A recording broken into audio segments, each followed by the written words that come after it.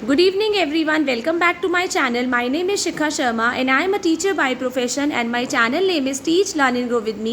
आज मैं आपको बताऊंगी अपने कॉम्पिटिटिव एग्ज़ाम्स के लिए, अपने DSSB के एग्ज़ाम्स के लिए या किसी भी अगर आप गवर्नमेंट जॉब के लिए प्रिपेयर कर रहे हैं उसके लिए आप अपना टाइम टेबल कैसे बना सकते हैं। Because time table is an very important task to prepare for the government job exam. Time table एक इतना इंपॉर्टेंट टास्क है आपके लिए बनाना, क्योंकि वो टाइम टेबल बनाने के बाद उसको फॉलो करना और भी ज़्यादा डिफ़िकल्ट है। तो पहले बात, अपना जो टाइम टेबल बनाइए प्लीज़ उसको फिक्स्ड बनाइए और ऐसा बनाइए जो आप फॉलो कर सके। इतना हार्ड टाइम टेबल मत बनाइए अपने लिए, क्योंकि आप अपने आप को बहुत अच्छे से जानते हैं। अगर मैं आपको टाइम टेबल बताऊंगी तो वो आप फॉलो नहीं कर पाएंगे, क्योंकि मे बी मेरा नेचर बहुत डिफरेंट है, आपका नेचर बहुत डिफरेंट हो सकता है। आपकी लाइफ में क्या चैलेंजेस है, मेरी लाइफ में क्या चैलेंजेस है, तो वो अलग अलग है। तो डिपेंडिंग ऑन योर रिक्वायरमेंट आप पहले अपना एक फ़िक्स टाइम टेबल बनाइए, अपना एक फ़िक्स शेड्यूल बनाइए। जैसा भी हो वो शेड्यूल, चाहे आप 4 बजे सुबह उठ के पढ़ाई करें, चाहे आप सुबह 6 बजे उठ के पढ़ाई करें, या आप सुबह 6 बजे सो रहे हो आप रात भर पढ़ाई करें, वो आप पे डिपेंड करता है। जैसे मुझे तो सुबह बहुत नींद आती है, तो मैंने तो कभी भी सुबह उठ के पढ़ाई नहीं करी, क्योंकि I am very lazy person. मैं कहूँगी मुझे मॉर्निंग में उठने में बहुत ज़्यादा प्रॉब्लम होती थी, इसलिए मैं अपनी जो भी पढ़ाई करती थी रात के टाइम करती थी। रात के टाइम मैं 2, 3, 4 बजे तक पढ़ाई कर सकती हूँ। तो आप अपना एक ऐसा फिक्स रूटीन बनाइए। ऐसा नहीं कि जब मर्जी टाइम मिला हमने पढ़ाई कर ली, ऐसा नहीं। अपने पूरे दिन का एक शेड्यूल ऐसा फिक्स बनाइए कि जिस टाइम आपको रेगुलर बेसिस पे उठना है, इस टाइम आपको पढ़ाई करनी है। और कम से कम अगर आप वर्किंग है तो आप लोगों के पास आई नो कि बहुत कम टाइम मिलता होगा, और वर्किंग के साथ साथ अगर आप मैरिड हैं और अगर आप एक लेडी हैं तो आप लोगों के लिए तो और डिफ़िकल्ट होता है, बिकॉज़ आपके ऊपर बहुत सारी रिस्पॉन्सिबिलिटीज़ होती हैं घर की। तो दैट्स वाई आपको ये ध्यान रखना है कि आप लोग अपना टाइम टेबल फिक्स कैसे बनाना है। तो अगर तो आप एक हाउसवाइफ हैं तो आप लोगों को एटलीस्ट अपने टाइम टेबल में 6 से 7 घंटे डेफिनेटली अपनी सेल्फ स्टडी के लिए रखने हैं। एंड साइड बाय साइड आप मॉक टेस्ट भी कर सकते हैं, ऑनलाइन क्लासेस भी ले सकते हैं। यूट्यूब पे बहुत सारी क्लासेस अवेलेबल हैं जो आप काम करते करते भी कर सकते हैं। तो इसीलिए आपका टाइम क्या होगा, उससे सेव भी होगा और आप लोगों के कान में जो भी जा रहा होगा कुछ ना कुछ डेफिनेटली आप उससे गेन करेंगे। ठीक है। और अगर आप नॉन वर्किंग हैं तो आप अपने लिए कम से कम 10 से 12 घंटे डेफिनेटली निकालिए। अगर आप एक स्टूडेंट हैं 10 से 12 घंटे आपको डेफिनेटली पढ़ना है, और अगर आप वर्किंग है तो 6 से 7 घंटे आपको डेफिनेटली देने हैं अपने आप को पूरा दिन में।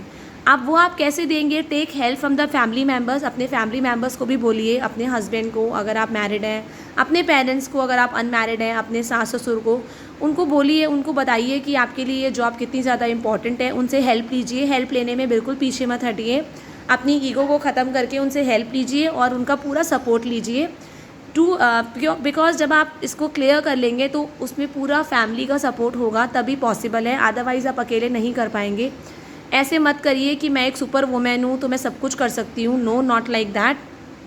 आप एक नॉर्मल ह्यूमन बीइंग है और सबको ज़रूरत पड़ती है और हम सब कुछ मिल बांट के ही कर सकते हैं। तो प्लीज़ आप पहले अपना टाइम टेबल बनाने के बाद, और जो भी आप पढ़ाई कर रहे हैं, जैसे अगर आप DSSB की पढ़ाई कर रहे हैं तो यू नो दैट कि वो सेक्शन ए और सेक्शन बी में डिवाइडेड है।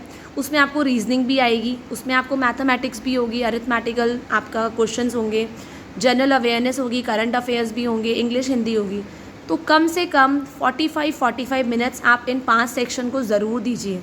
अब आप 45 मिनट्स के हिसाब से लगाएंगे तो अराउंड 4.5 घंटे तो आपको सेक्शन ए को डेफिनेटली देने हैं। आप बचे आपके 2.5 घंटे, अगर आप 7 घंटे पढ़ रहे हैं और वो 2 से 2.5 घंटे आप अपने मेन पेपर को दीजिए, राइट। अगर आप सेक्शन बी को दीजिए, आपको डेफिनेटली ये टाइम निकालना है अपने सब्जेक्टिव के लिए भी, अपने ऑब्जेक्टिव क्वेश्चंस के लिए, अपने सब्जेक्ट के लिए भी, क्योंकि पूरा पेपर आपका ऑब्जेक्टिव आता है, पर अपने सब्जेक्ट को 2 से 2.5 घंटे रेगुलर बेसिस पे देने हैं। और संडे का दिन एक ऐसा निकालिए जिसमें आप सारे कॉन्सेप्ट्स को रिवाइज़ करेंगे। जो भी आपने पढ़ा है उसको रिविज़न करना बहुत ज़रूरी है, क्योंकि ये साइंटिफिकली प्रूव हुआ है। अगर हम रिवीजन करते हैं और कम से कम किसी भी चीज़ को याद करके अगर हम 3 बार रिवीजन करते हैं तो वो हमारा ऑटोमेटिकली मेमोरी में सेव हो जाता है। तो अगली बार जब आप उसको रीड करेंगे तो आपको ऑटोमेटिकली क्या होगा, जब आपके सामने क्वेश्चन पेपर आएगा तो आपको वो डेफिनेटली याद होगा। तो आपको ये चीज़ पक्का करनी है।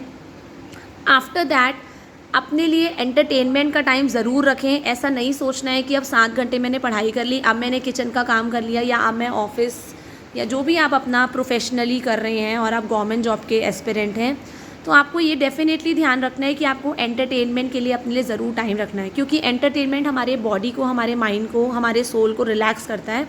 तो आपको जो भी पसंद है, अगर आपको म्यूज़िक सुन के आप रिलैक्स होते हैं, आपका टेंशन फ्री होते हो, आपकी फ्रस्ट्रेशन दूर होती है, आपका स्ट्रेस दूर होता है, तो आप डेफ़िनेटली म्यूज़िक सुनिए। अगर आपको डांस करना पसंद है, आप डांस करिए। अगर आपको वॉक करना पसंद है, आप वॉक करिए। अगर आप जिम जाते हैं या कोई भी आप ट्रेनिंग पे जाते हैं, आप वो करिए। जो भी आपको पसंद है आप करिए। कुकिंग की पसंद है, आप कुकिंग करिए, ठीक है। आपको स्किपिंग पसंद है, जो भी आपकी हॉबी है, आप उसको पेंटिंग पसंद है, जैसे टीचर्स को पेंटिंग भी पसंद होती है, आप वो करिए। बट अपने आप को आपको ये टाइम ज़रूर देना है लेजर टाइम एक्टिविटी का, जिससे आपका बॉडी माइंड रिलैक्स होगा। जिस भी चीज़ में आपको खुशी मिलती है, आप डेफ़िनेटली वो करिए। उसके बाद आपको ये चीज़ का ज़रूर ध्यान करना है कि ये रूटीन आपका रेगुलर बेसिस पे चले।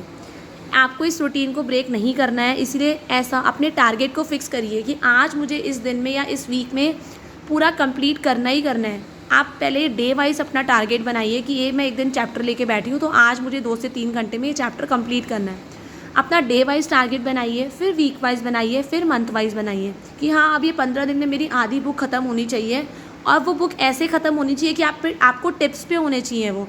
ऐसा नहीं है कि आपने रीडिंग करी और ख़त्म। रीडिंग करने से डेफ़िनेटली ऐसा कुछ नहीं है कि रीडिंग करने से आपके दिमाग में बैठ जाएगा।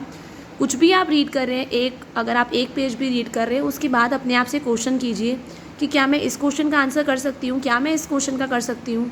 अगर कोई भी नहीं है समझाने के लिए, तो टेक द मिरर, आप मिरर को समझाइए, क्योंकि हम जितना ज़्यादा समझाते हैं, वी आर टीचर्स, हम जब टीचर्स होके हम जब बच्चों को समझाते हैं, तो हमारे माइंड के अंदर वो चीज़ हम रिपीट करते हैं। हम अब समझाने के बाद हमारे माइंड में वो परमानेंटली स्टोर हो जाती है।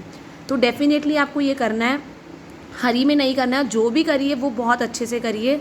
सिर्फ ऐसे ही नहीं करना है कि सिलेबस पूरा करना है, जो भी करना है अच्छे से करना है, प्रॉपरली करना है।